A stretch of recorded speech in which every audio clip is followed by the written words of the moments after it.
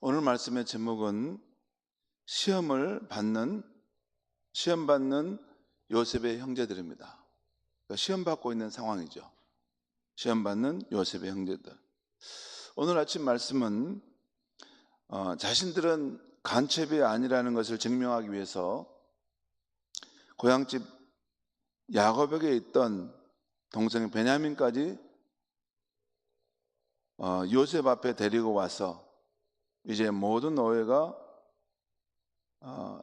해소되었다고 생각했던 그 유다와 그 형제들에게 또다시 시련이 찾아온 것입니다. 여러분,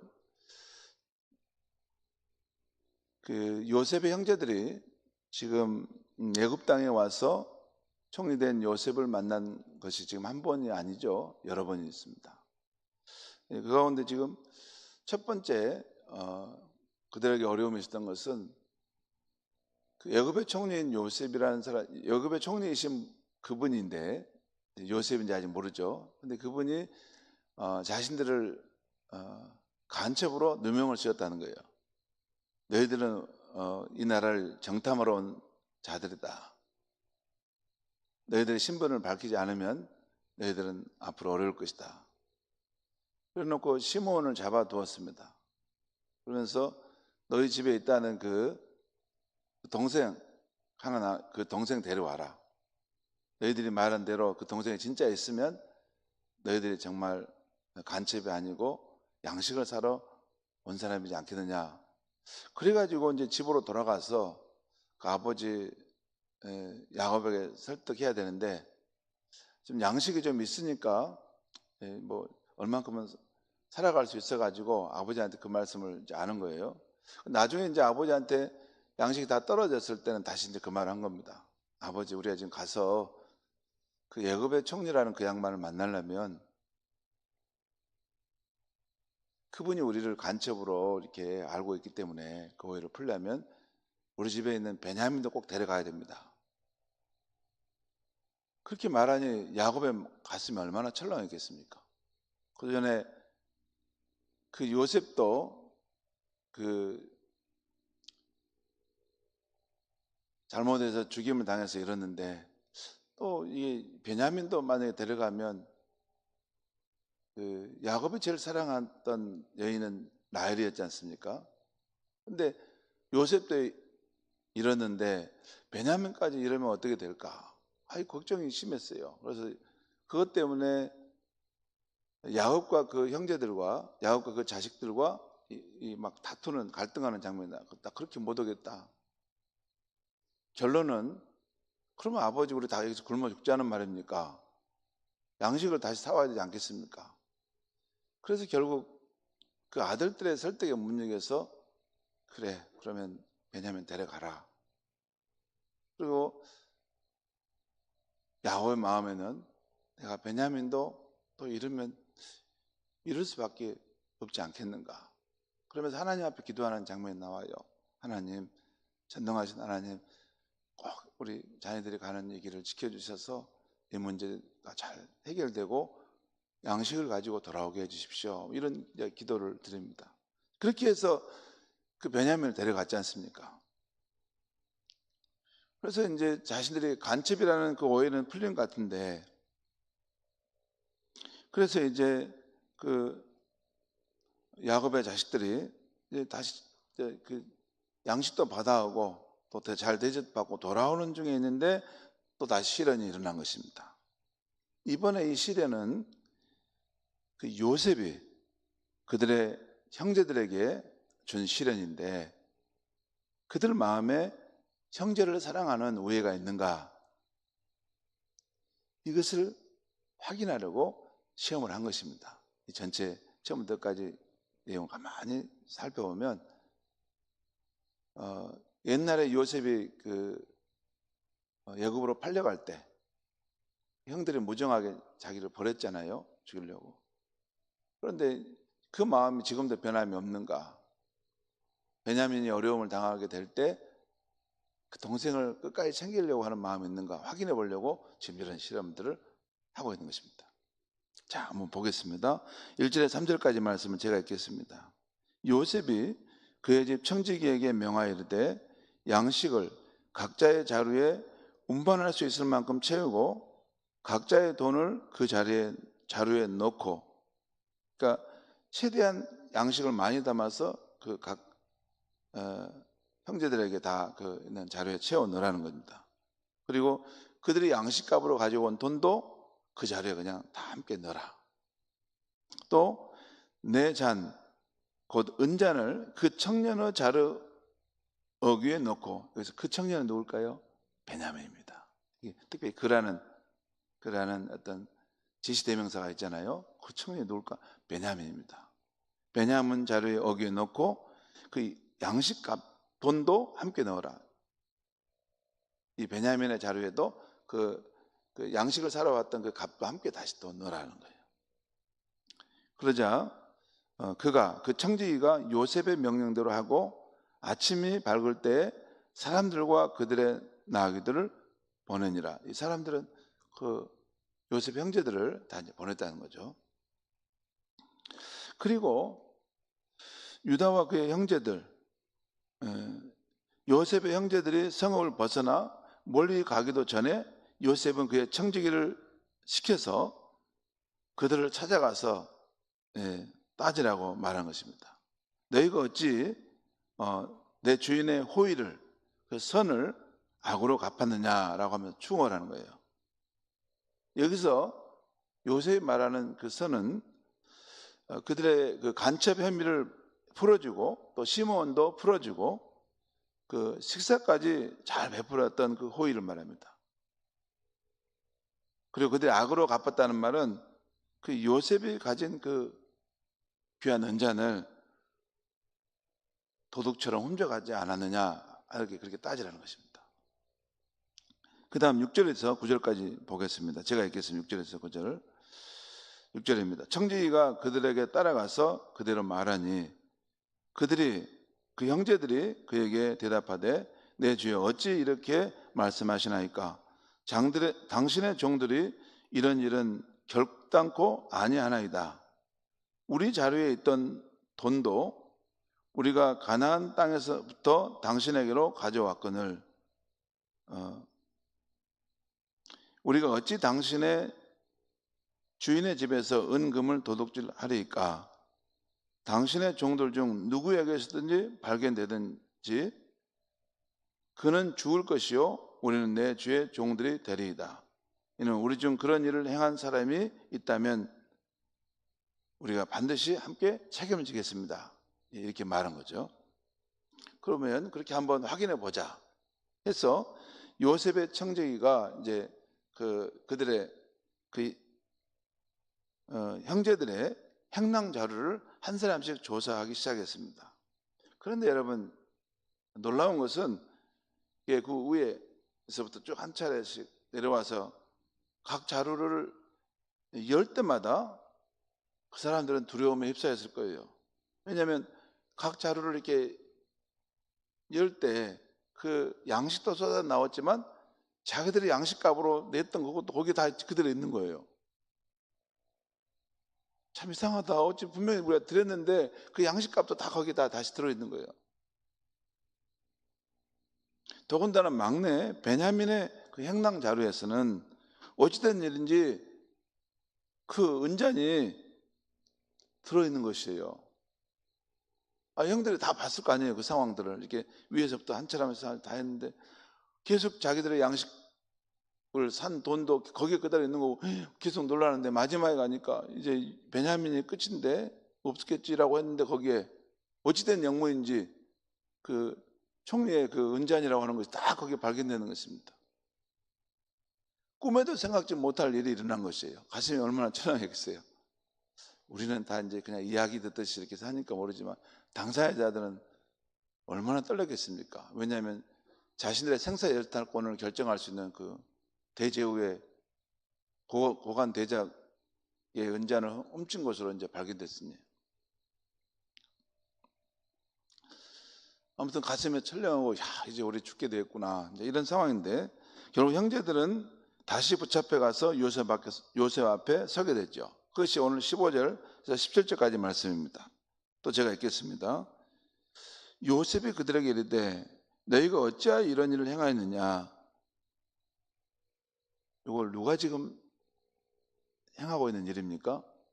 요셉이 지금 이것을 행하고 있는 일인데 시치미를 뚝 떼고 너희가 어찌 이런 일을 행할 수 있느냐 지금 따지는 거죠. 나 같은 사람이 점을 잘 치는 줄을 너희가 알지 못하였느냐. 16절입니다. 유다가 말하되 우리가 내주께 무슨 말을 하오리까? 무슨 설명을 하오리까? 우리가 어떻게 우리의 정직함을 나타내리까? 진짜 기가 막힐 일이죠. 이게 꿈에도 생각지 못하는 그런 일이 자기들 안에 일어났으니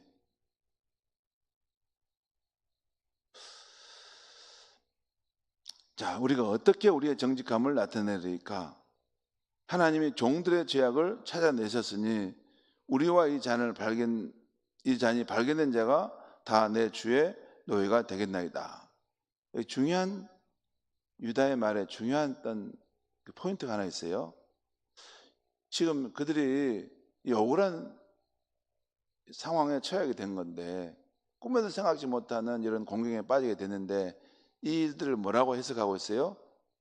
하나님께서 종들의 죄악을 찾아내셨다는 거예요. 무슨 말이죠? 그러니까 하나님이 모르겠지.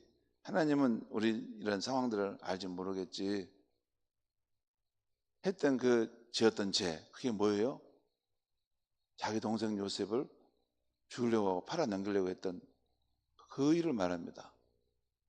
하나님께서 그 일을 다 알고 계셨고 지금 이때 이것을 들춰내 버리시는구나. 지금 그 생각을 한 거예요. 그래서 유다의 말이 지금 그 말입니다. 하나님께서 이걸 다 들춰냈으니 우리가 어찌 이 잔을 이제 피하겠는가. 그러면서 우리가 다 주의 노예가 되겠습니다. 우리 죄값을 받겠습니다. 지금 말한 거죠. 그런데 17절에 이런 말씀이 있습니다. 요셉이 이르되 내가 결코 그리하지 아니하리라. 잔이 그 손에서 발견된 자만 내 종이 되고 너희는 평안히 너희 아버지께로 도로 올라갈 것이니라. 무슨 말이냐면 그 잔이 발견된 베냐민만 내가 문초를 할 테니까 너희들은 무슨 죄가 있냐? 그냥 돌아가라. 그렇게 말해 준 거죠.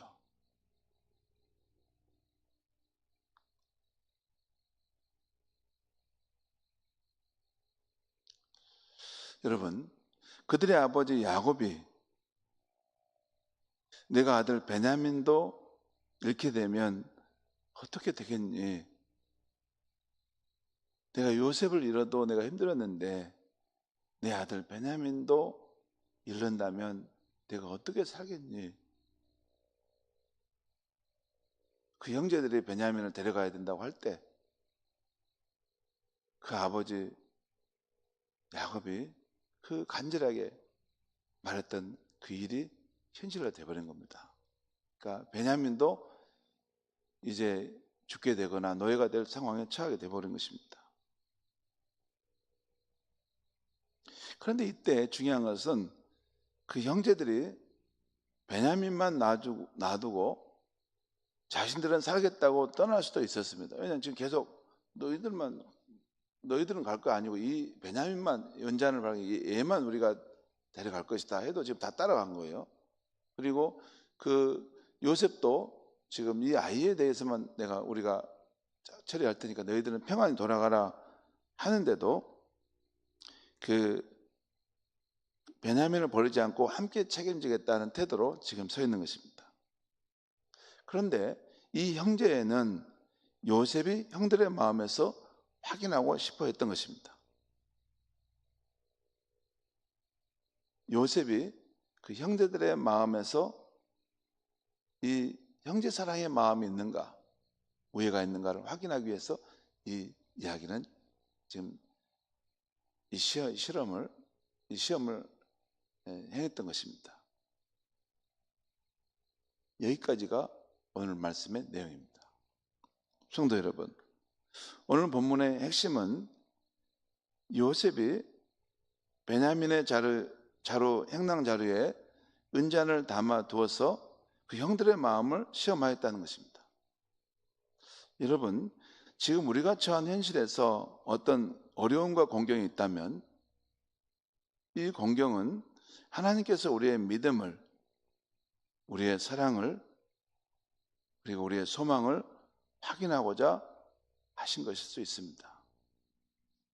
진짜 우리가 하나님을 신뢰하고 믿는 건지, 진짜 우리의 소망을 세상이 아닌 하나님께 두고 살아가는지,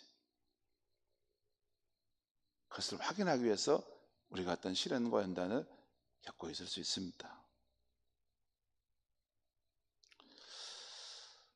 그러므로 사람들과의 얽힌 관계에 매여서 또 그 당한 일에 집중하여 그 어려움과 공경을 해결하려고만 하지는 않아야 한다는 것입니다. 보다 큰 그림으로 하나님 앞에 나아가 그 문제를 볼 수 있어야 한다는 것이에요. 제가 이렇게 최근에 한 분과 이렇게 만나서 어떤 상황을 그분의 공경과 어려움에 대한 것을 이제 이야기하게 됐는데, 그 이야기를 들으면서 어떤 거냐, 그거를 반대하는 사람들 주변에 막 많이 일어나고 삶이 너무 어렵고 공경에 처하는 상황들을 막 말씀을 해요. 그러면서 그쪽에 사람들의 부당함과 자기가 당한 억울함을 이야기를 하는데, 저렇게 들어보면서 제가 감비가 되는 것은, 저 상황은 하나님 앞에서 가야지 풀을 수 있는 문제구나, 그것이 보여지는 거예요. 저것은 그 얽혀 있는 일이나 그 반대하는 그 사람들 몇 사람의 문제가 아니고 그분과 하나님과의 관계에서 풀어야 될 문제구나, 그것이 있어서 보였어요. 저는 이것은 아무리, 근데 글쎄 그분이 어떻게 일을 처리해가냐면, 내가 볼 때 이 얽힌 문제, 일에 막 매이고 또 사람들을 어떻게 잘 해가지고 이것을 문제를 풀어야 되겠다, 그렇게 생각하시는 것 같아요. 제 눈에 볼 때는 그렇게 풀 문제는 아니고, 하나님 앞에 나가서 자신이 지금 어떤 상황과 어떤 존재인가를 하나님 앞에 묻고 깨달아야 될 중요한 몇 가지가 있다는 것을 보았습니다.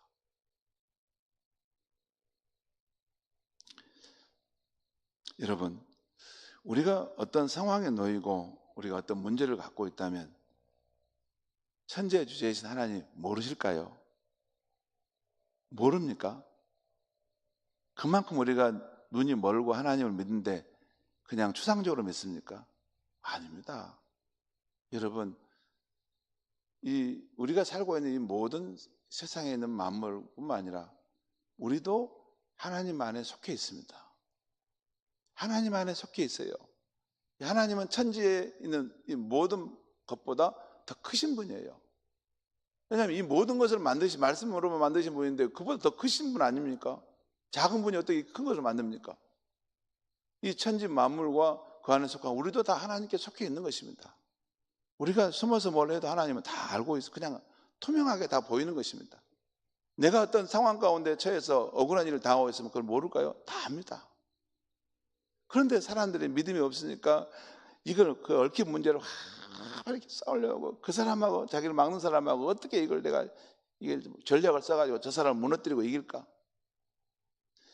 그렇게 하면 그 순간은 잠깐 모면할지 모르지만 또 다음에는 더 큰 문제를 가지고 그 사람들이 다가옵니다. 그런 문제가 있을 때는 근본적으로 하나님 앞에 가서 그 문제를 풀어야 됩니다. 하나님 앞에 나가면 그 사람들만이 문제가 아니라 자기 안에 문제가 있다는 것도 보게 됩니다. 그래야지 사람이 하나님 앞에 통회하고 또 눈물을 흘리고 자복할 때 하나님께서 새 마음을 주실 뿐만 아니라 하나님이 그 가운데 개입하시면 사람들이 볼때처럼 일어나도 한순간에 다 물러가게 되는 것입니다. 하나님 막으시는데, 하나님 지키시는데 누가 그를 칠 수 있습니까? 여러분요, 사무엘상에 보면요, 중요한 표현이 나와요. 중요한 표현이 거기 보면, 왜냐하면 사울왕이 다윗을 잡아 죽이려고 그 많은 군사를 일으키고 막 광야에 있는 다윗을 쫓아다니면서 찾았는데, 거기 보면 한 말씀 딱 나와요. 하나님께서 그 다윗을 지키고 보호하셨기 때문에 사울이 그를 찾지 못하였더라 라는 말이 나와요. 하나님께서 그 지키고 붙드시고 있는 사람은 아무도 칠 수 없습니다.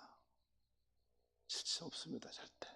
그러니까 그 부분을 그분이 그렇게 생각했으면 좋겠다 해서 제가 그런 말씀을 해드렸어요. 여러분,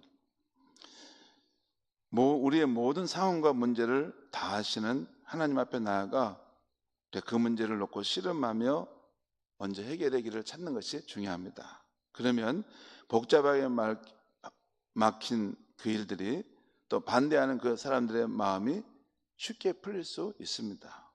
시편 139편 말씀대로 하나님은 우리의 일거수일투족, 우리의 마음과 우리의 상황을 다 아시기에 하나님 앞에 나아가 먼저 자신의 문제를 내놓고 자신이 깨닫지 못한 것이 있을 수 있으니 하나님 깨닫게 해달라고 기도한다면 하나님이 그것도 깨닫게 해주시고 하나님과의 올바른 관계만 맺어지면 그가 하나님의 사람이라면 하나님께서 개입해 들어오십니다.